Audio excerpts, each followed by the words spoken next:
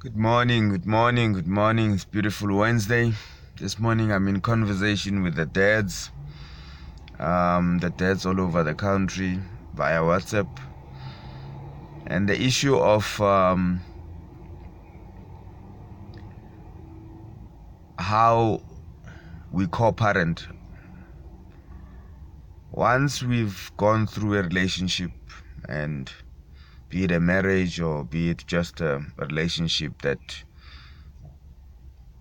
never lasted, but there's a child involved, we have the issue of how do we handle then the communication going forward? How do we handle the phase that we've been at? How do we handle the two sort of households, sort of, and it applies to both men and women. It applies to both, in this case we're talking fathers and mothers, and we're saying at times we are not aware that we are actually doing harm to the child. And I think my first comment is based on the fact that it actually hurts the child. It does so much harm to the child, because you as a parent, being a coach to the child, being the moral compass sort of to the child wants to come to you, to confide in you, to ask for certain things, but already they have an idea of how you feel. For instance, as a man, a father in this case, the fact that you've never resolved issues and feelings and understanding with their mother, it becomes a problem.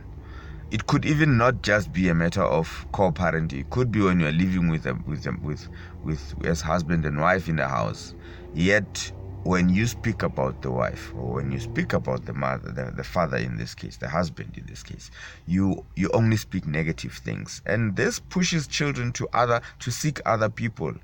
And having moved from the village perspective, raising a child, to a single parent or single household, then we end up having children in going outside, ending up sticking to abusive relationships because they don't have anybody else to talk to, ending up going for sugar daddies, especially when we talk about our young daughters and all that. And it also then came up in the discussion that we need to really chant the way forward. When you go into a new relationship and you have a child with somebody else, you need to be that coach. You need to take that person who's coming into your relationship, be it a new wife or a new husband or a new girlfriend or a new boyfriend, and sit with them and actually have an honest communication. And yes, it was also added that bring in the mother of the child, and let's move away from baby mamas and baby daddies, because already by that naming and that labeling, we're already putting a negative connotation to it. So communication is key, but communication might not necessarily be what you think it is. Where the children are there and there's conflict between the parents, there need to be respect. Let's get the parents talking, and the children will open up, and the children will be taken off that path which normally leads to them being abused by those they go into relationships with, because they don't have the support, the coaching, and the nurturing they should be getting from the parents who are living separately. Yet, we need to remember, we're parenting together, not separately. Blessed day.